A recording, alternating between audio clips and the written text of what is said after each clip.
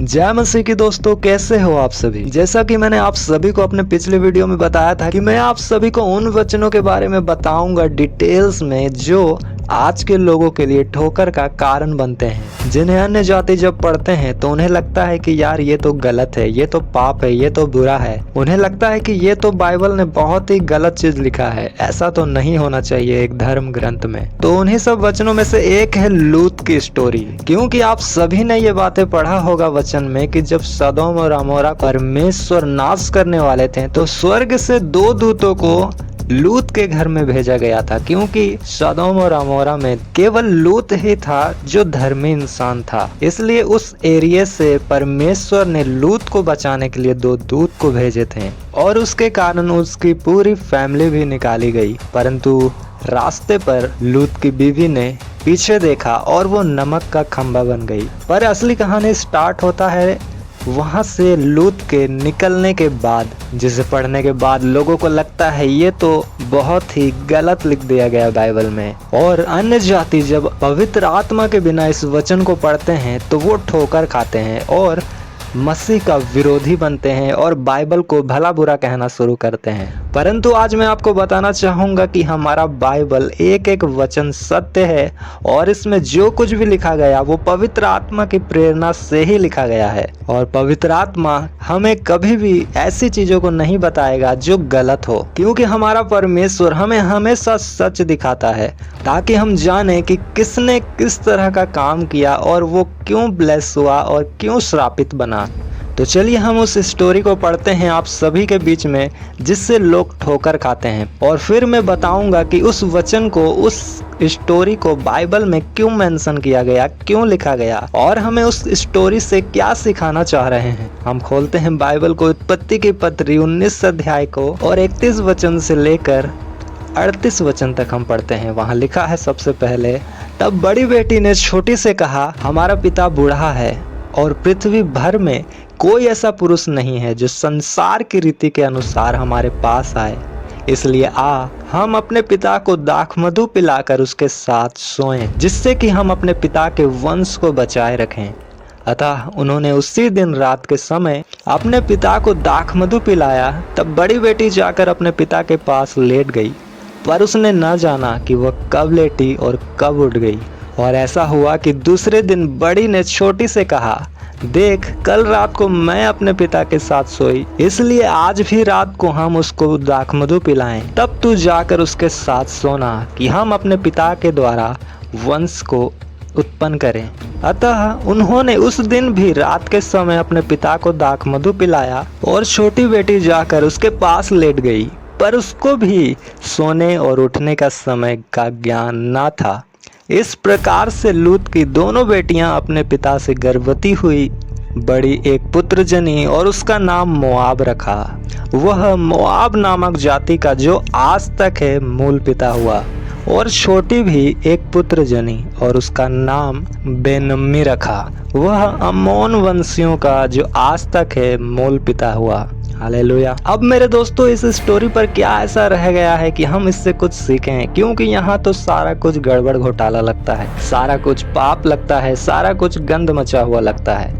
परंतु हम यहाँ बताएं कि परमेश्वर जो हमारा पवित्र परमेश्वर है, जिसे स्वर्ग पवित्र पवित्र पवित्र कहता है और जो पाप की तरफ देखता भी नहीं, आंखें भी नहीं लगाता, और इतना पवित्र परमेश्वर जब हमें ये स्टोरी बाइबल में मेंशन करता है ताकि हम उसे पढ़ें, तो इसमें एक भेद है। यहाँ हम सबसे पहले देखें तो लूत एक सबसे पहला नॉनसेंस व्यक्ति था, क्योंकि वो अपने चाहने वालों के साथ ईमानदारी के साथ एक मन होकर नहीं रहता था। क्योंकि आप देखें जब परमेश्वर ने अब्राहम को निकल जाने को कहा सारा कुछ छोड़कर, तो अब्राहम ने अपने भतीजे इसी लूत को भी अपने साथ लेकर चला, ताकि जैसे जैसे परमेश्वर अब्राहम को ब्लेस करे उसी तरह लूत भी ब्लेस हो। और वैसा हुआ भी, लूत ब्लेस हुआ, उसकी संपत्ति बढ़ी, उसका सारा कुछ अब्राहम की तरह ही उसे भी परमेश्वर ने ब्लेस किया। पर वो अलग हुआ, वो अपने चाचा अब्राहम से ही जलने लगा, लड़ने लगा और आंखों की दृष्टि के अनुसार अच्छे जगह को चुनकर अब्राहम को छोड़ चला। जिस तरह आज कुछ संसार में लोग हैं जो अपने चर्च को, अपने पास्टर को, अपने मेंटर को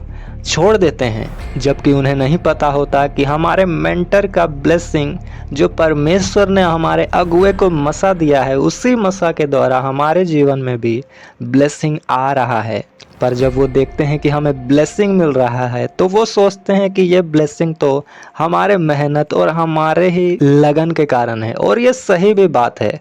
परंतु मेजर बात ये है, ज़रूरी ये है कि हम किस मसा के साथ कनेक्ट हैं, किस मेंटर के साथ कनेक्ट हैं। पर जिस तरह यहाँ लूत सोचता था, उसी प्रकार आज के लोग भी सोचते हैं कि हम पास्टर को छोड़ दें, चर्च को छोड़ दें, बस यहोवा परमेश्वर को माने तो इसमें कुछ बुराई नहीं है। हम कहीं भी बैठकर यहोवा को स्मरण कर सकते हैं, उसकी प्रार्थना कर सकते हैं। और इसी सोच में वो जीवित मसे वाले जगह को, चर्च को, पास्टर को छोड़कर चले जाते हैं, जिस तरह यहाँ लूत चला गया। और यहाँ से शुरू होता है लोगों का डाउनफॉल, जिस तरह लूत का भी शुरू हुआ। पर अब्राहम की प्रार्थना के कारण, क्योंकि वो परमेश्वर से बार बार मांग रहा था अपने भतीजे को जो वो पाप की नगरी में है वहां से वो बच जाए और उसे नष्ट न किया जाए। और लूत भी परमेश्वर के साथ कनेक्ट तो था ही, इसलिए उसे बचाया गया, उसे वहां से निकाल लिया गया। पर जीवित मसा वाले जगह को, इंसान को, अनॉइंटेड मैन ऑफ गॉड को छोड़ने के कारण उसका फैमिली भ्रष्ट हो चुका था, उसका नुकसान हो ही चुका था। इसलिए ही सदोम और अमोरा को छोड़ते ही उसकी बीवी नमक का खंबा बन गई, क्योंकि उसने पीछे मुड़कर देखा, अपने पीछे वाले जिंदगी को याद किया कि वो कितना अच्छा जगह है, कितना वहाँ एंजॉय है, कितना आनंद है, और हम क्यों उसे छोड़ रहे हैं। और वो नमक का खंबा बनी, क्योंकि बाइबल कहता है जहाँ तेरा धन है वहीं तेरा मन भी लगा रहेगा। और लूत की पत्नी का मन सदोम और अमोरा की ओर लगा था। और यहाँ सबसे पहला उससे रिजल्ट मिला अब्राहम को छोड़ने का। फिर आता है डाउनफॉल का दूसरा रिजल्ट। जैसा कि हमने पढ़ा, हम फिर से पढ़ते हैं ताकि आपको याद हो और आप वचन को नोट करो। उत्पत्ति की पत्री 19 अध्याय का 33 में लिखा है, अतः उन्होंने उसी दिन रात के समय अपने पिता को दाख मधु पिलाया।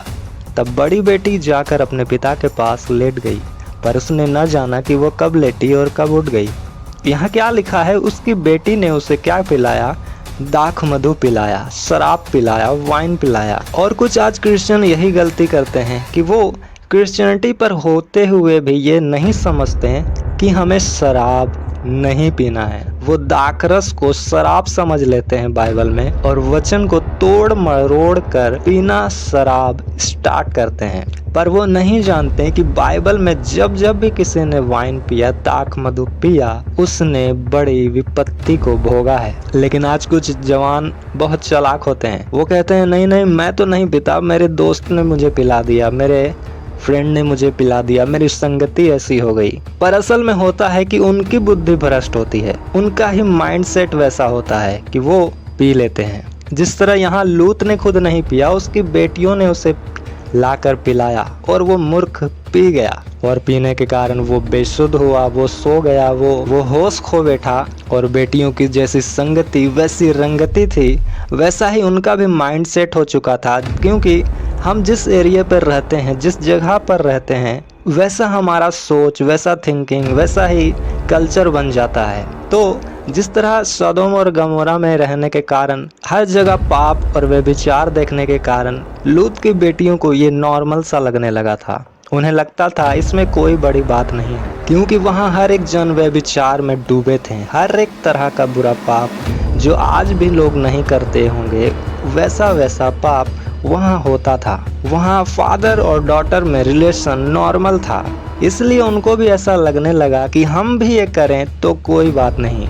जिस तरह आपके फ्रेंड सर्कल में बहुत सारे लोग ऐसे होंगे जिनके 4-4, 5-5 गर्लफ्रेंड होंगी, जिनके 5-5, 4-4 बॉयफ्रेंड होंगे, तो आपका माइंडसेट भी उनके साथ रहते रहते ऐसा हो जाएगा, और आप भी सोचोगे यार उनका तो गलत है, चलो वो लोग 4-5 रखते हैं, अब मैं एक ही रख लूँ तो इसमें क्या ही गलत है। क्योंकि आपने वो सारा कुछ देखा है, वैसे सर्कल में आप रहे हो, इसलिए आप 4 के बजाय एक ही रख लेते हो। फिर आप अपने नज़र में धर्मी ठहरते हो।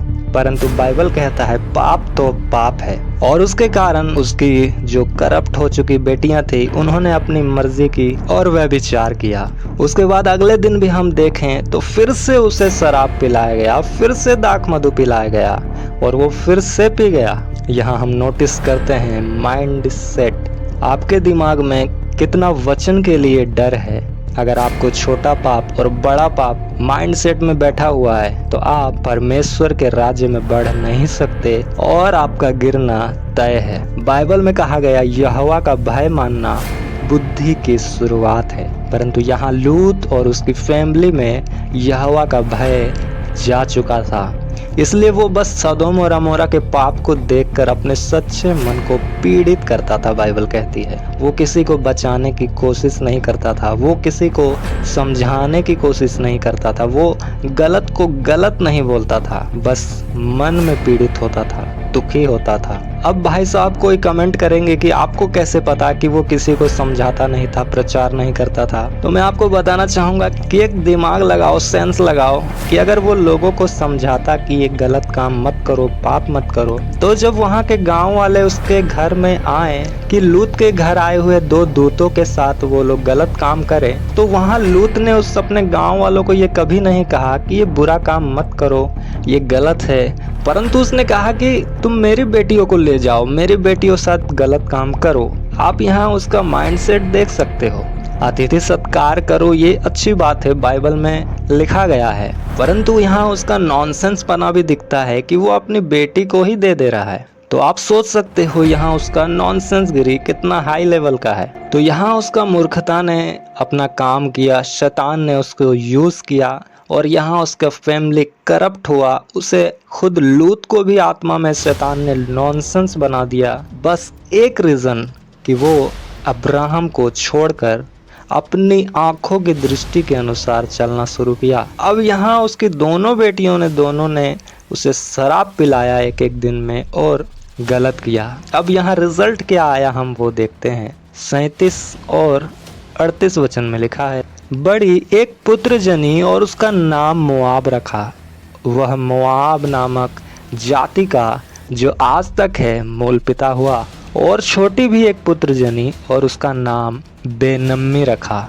वह अम्मोन वंशियों का जो आज तक है मूल पिता हुआ। हालेलुया।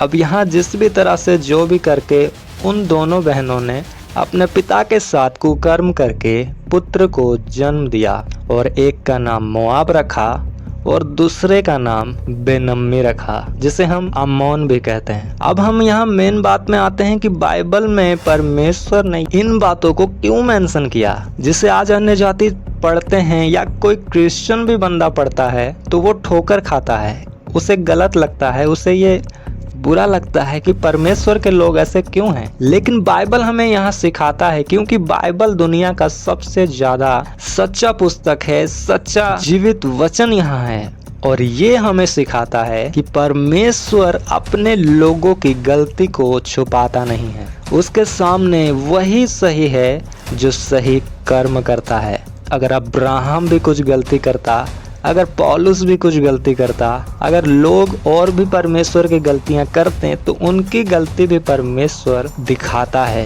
सैमसन को इतना चुना गया, जिस तरह यूहन्ना को चुना गया, जिस तरह जीसस क्राइस्ट को चुना गया, उसी तरह बाइबल में सैमसन को चुना गया था। उसके लिए भी दूत ने आकर प्रोफेसी की थी, परंतु जब उसने बुराई की, उसने गलत काम किया, उसने वचन तोड़ा, तो उसका बात भी मेंशन बाइबल में किया गया।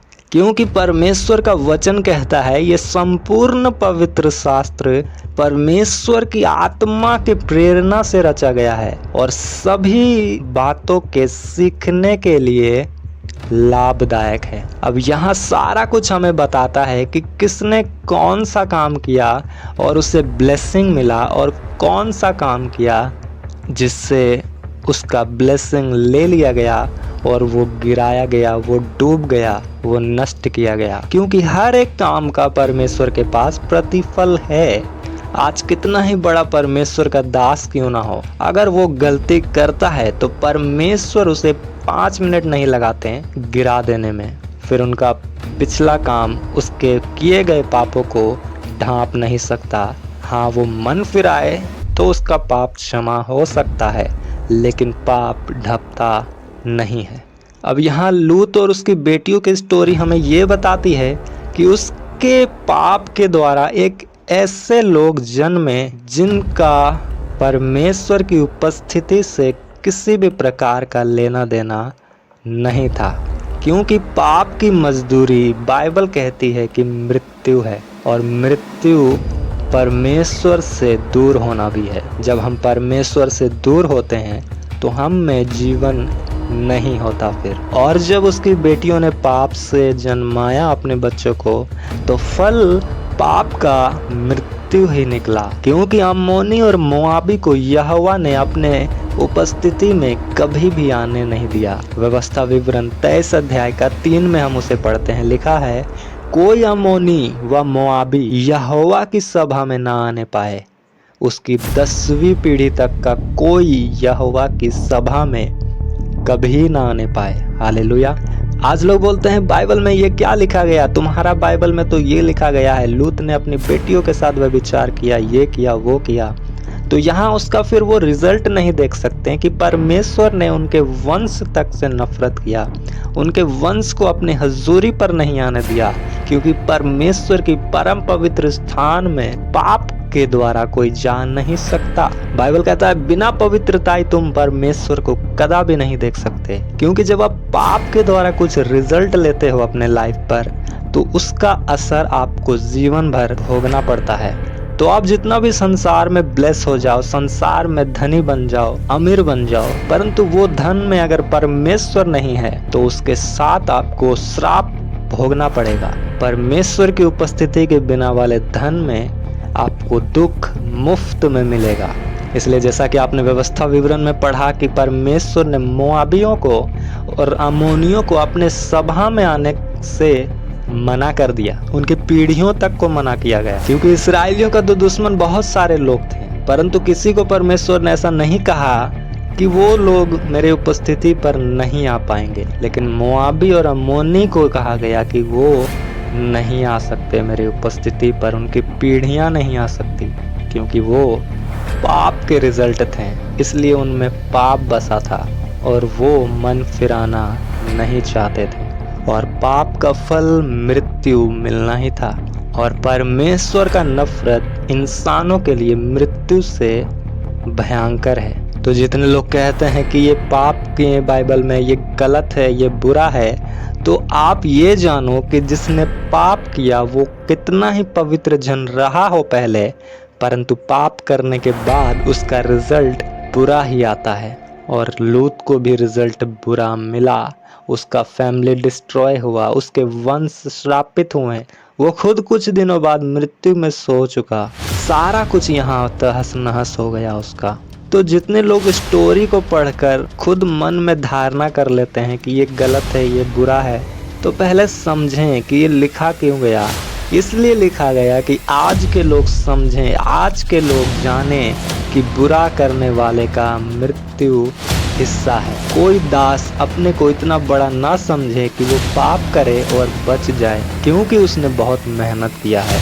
ये बातें व्यर्थ हैं। आप बाइबल में पढ़ोगे तो याजक महायाजकों को जब परम पवित्र स्थान में बुलाया जाता था तो उनके शरीर पर एक लंबा रस्सी बांधा जाता था, क्योंकि अगर उसने पाप किया हो और वो अंदर चला गया तो उसका प्राण वहाँ निकल जाएगा और बाहर के लोग उसे उसी रस्सी के द्वारा खींचकर बाहर ले आएंगे। तब उस महायाजक का ये नहीं देखा जाएगा कि वो कितने साल से इस भवन में सेवा कर रहा है, वो कितने साल से मेरा वचन बताया कर रहा है, कितने साल से पवित्र जीवन जी रहा है। ये सारा कुछ नहीं देखा जाता। हमारा परमेश्वर पवित्र है और उसने कहा तू भी पवित्र बन, क्योंकि मैं पवित्र हूँ। मेरे दोस्तों, बाइबल में कहा गया यूहन्ना की पत्री 17:17 में, सत्य के द्वारा उन्हें पवित्र कर, तेरा वचन सत्य है। इसलिए मेरे दोस्तों, मैं आपको अभी उन्हीं वचनों को बताऊंगा जिससे लोगों को ठोकर लगती है और वो लोग समझ नहीं पाते। कुछ मसीही समझ नहीं पाते कि ये वचन क्यों है, और इन वचनों को बताने का कारण मेरा ये है कि आप परमेश्वर के सारे भेदों को जान सको, क्योंकि परमेश्वर का ये आज्ञा है कि तू उन्हें पवित्र कर, क्योंकि तेरा वचन सत्य है। हमारे परमेश्वर का वचन सत्य है और हमें आज्ञा है कि हम आपको बताएं ये वचन, ताकि आप जानो और खुद को पवित्र करो, मन को शंका में मत डालो, अपवित्र मत करो। यीशु मसीह ने कहा, और धन्य है वह जो मेरे कारण ठोकर न खाए।